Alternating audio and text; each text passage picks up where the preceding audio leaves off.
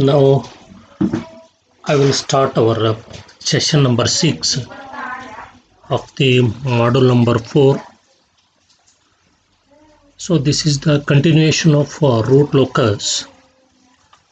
Another example which is given by the system transfer function g of s is equal to k into s plus 9 divided by s into s square plus 4s plus 11.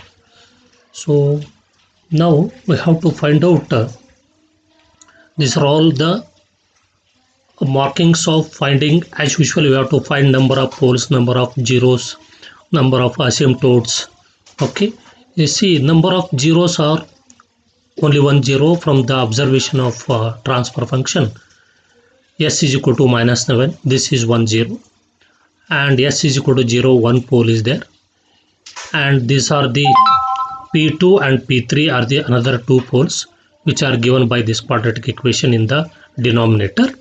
P1 is at minus J2 and P2 is here, P3 is here, poles are okay, minus 2 plus J2 above J2 point something, this is minus 2 minus J2 point something, here you are having.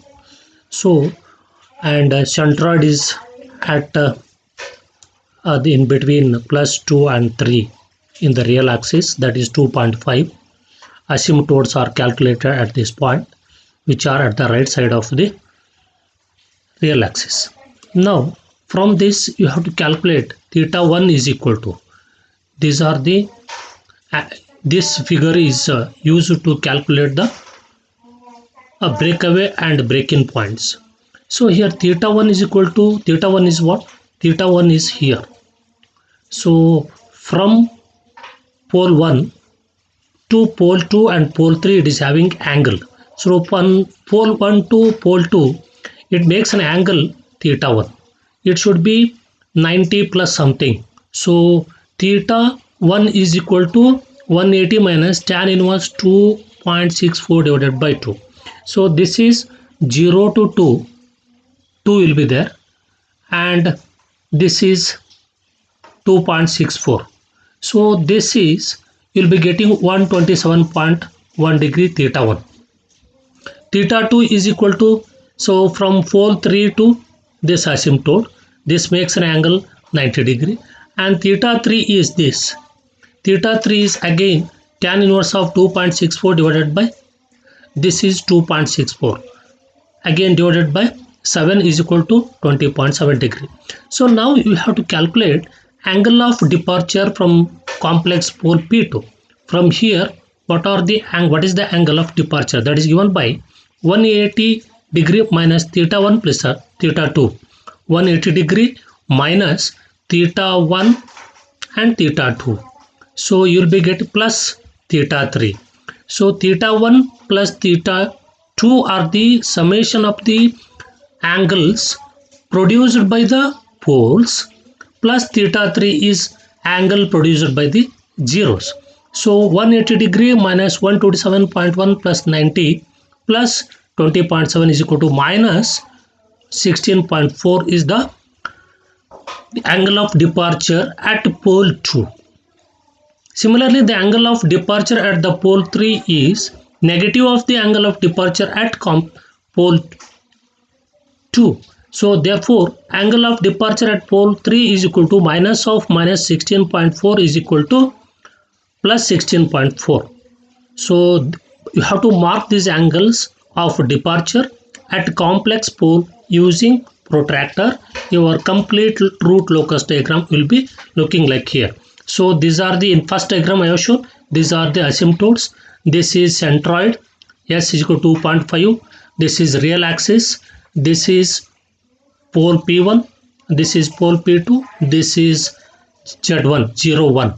So this is your angle of departure, making an angle 16.4 degree like this. Your curve is going, extending, emerging outside at k is equal to infinity.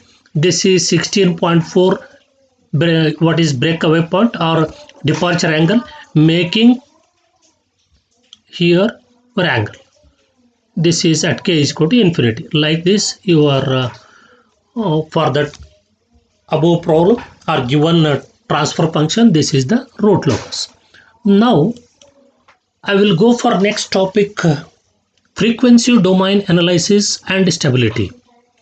So here the term frequency response refers to the steady state response of a system subjected to a sinusoidal input of fixed amplitude but with frequency varied over a range. Okay, what is this frequency domain? Frequency domain analysis means the term frequency response is nothing. For example, I have shown you have done an experiment in amplifiers. Amplifiers, what you are going to get? So your small input in terms of millisecond, you are getting the amplification, and you are going to draw the frequency response. Means you are going to keep the input voltage constant, whereas your output will be varied according to the frequency. So therefore, the term frequency response refers to the steady state response of a system subjected to a sinusoidal input and fixed amplitude. Input should be constant. Fixed amplitude means input should be constant of any system, and you are getting the frequency response, but with you have to vary the frequency over the range. So that is called as frequency response. Now, what is the need for frequency domain analysis?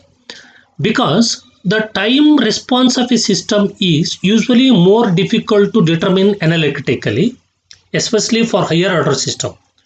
Why you are going to study the frequency domain analysis is the time response of a system is usually more difficult to determine analytically, especially for higher order system. And second point to consider, or second necessary of frequency domain analysis is there is no unique way of designing a control system to meet the time domain performance specifications. There is no unique way of understanding a control system to meet the time domain performance specifications. And the third point, that is to why we have to study the frequency domain is, in frequency domain there are sample number of graphical methods. These graphical methods are available for designing control systems to meet the various time domain specifications. And these methods are not limited only to lower order systems. These methods in frequency domain, which are going to use graphical methods, you can use it for this higher order system also. Okay, so these are the main important reasons you have to go for frequency domain analysis. Now, what is frequency domain characteristics? What are the frequency domain characteristics? Frequency domain characteristics are resonance peak, that can be represented by MR, resonant frequency omega R, bandwidth, cutoff rate. What are the frequency domain characteristics? Resonance peak MR and resonant frequency omega R, bandwidth and cutoff. Now I will go to the next topic is Bode plot. So now here Bode plot is again used to find out the stability of a control system. Okay, it is a technique to determine the stability of a control system. So how you are going to draw the Bode plot, or what are the procedure for using Nyquist criteria in Bode plot is: step 1, plot the poles of the G of S, H of S on the S plane, what you have done in root locus. Then find P. First you have to plot the poles of transfer function G of S, H of S on the S plane. Then you have to find the P. And in step 2, perform the conformal mapping. In step 3, determine Z is equal to P plus N. If Z is equal to 0, in this Z is equal to 0, the closed loop system is stable, it indicates. z is equal to 0 from this above equation, z is equal to p plus n. If it gives when you are going to do p plus n is equal to 0, that indicates the closed loop system is stable. Now, what are these poles and zeros and transfer function? A transfer function means what? A transfer function is defined as the ratio of it is a Laplace transform of the output to the input. A transfer function is defined as the ratio of the Laplace transform of the output to the input with all initial conditions will be 0 or equal to 0. So transfer functions are defined by only for linear time invariant systems. Transfer functions are defined for only linear time invariant systems. And then now how you are going to consider, what are the consideration you need for the transfer function? So the transfer functions can usually expressed as the ratio of two polynomials in the complex variable. The transfer functions can be usually can be expressed as the ratio of two polynomials in the complex variable. For example, g of s is equal to s plus 1 divided by s plus 1 into s plus 2. Okay, where if you are having the g of s is equal to in the equation in the form of a by b, where a indicates number of zeros terms in the numerator, b indicates number of poles in the denominator. So like that. So how you are going to factorize this transfer function?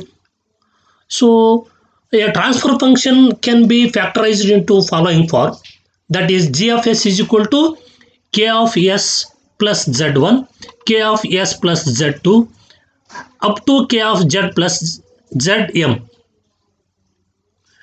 divided by s plus p1 plus s plus p2 up to s plus pn, where z1 z2 are indicates are present in the numerator of given transfer function, and p1 plus p2 and pn will be you are having in the denominator term. So whatever the terms you are appearing on the numerator of given polynomial are transfer function. So this z1 z2 in the numerators are called as zeros, whereas in the numerator p1 p2 p3 up to pn are called as a poles. Therefore the roots of the numerator polynomial, this is a numerator polynomial, are called as zeros. The roots of the denominator polynomial, which are the terms with s in the complex form, s plus p1, this is complex form, into second term is s plus p2. So this p1 p2 are represents in the polynomial in the denominator are called as a poles. Okay, now I will go for how poles and zeros are marked in the s plane. See, for example, g of s is a transfer function of a system s plus 8 divided by s plus 8 into s plus 14 divided by s into s plus 4 into s plus 10. So as I told, in the given transfer function g of s is equal to s plus 8 s plus 14. This is the numerator part, or these are the numerator polynomial. These are called as, each term is used to represent the 1 zeros.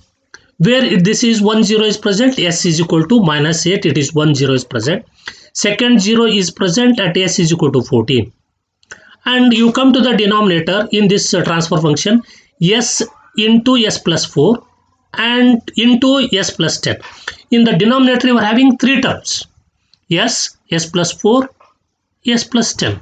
So s is, it is having power 1, it is s is equal to 0. It is at a pole because it is the denominator of the polynomial. S is equal to 0, 1 pole, s is equal to minus 4, 1 pole, s is equal to minus 10, another pole will be present. So these are two zeros, three poles are there in your given system. So that you have to represent in the s plane. In usually s plane you are having real axis like this, and this is imaginary or j omega axis. This is origin. At s is equal to 0, one pole is present. pole will be in the S plane, pole will be marked by small into mark, and zeros will be marked by small zeros. Okay, so therefore at origin one first pole will be there. At S is equal to -4, you see it is a small into mark, that is S is equal to -4, and S is equal to -10, this is one pole. Where is your zeros? S is equal to -8, this is 1 0. S is equal to -14, this is 1 0. So minus signs, S is equal to S plus 8 means S is equal to -8. So the S plus terms in the numerator or denominator will be having the position at the negative real parts of the S plane. Whereas in your transfer function, S minus 8 he has given, S minus 14 he has given, they are having positive real parts. They are positioned on the positive real parts of the S plane. So like this, you are having poles and zeros and S planes. So now I will stop this session by this discussion. I will continue next session with Bode plots. Thank you.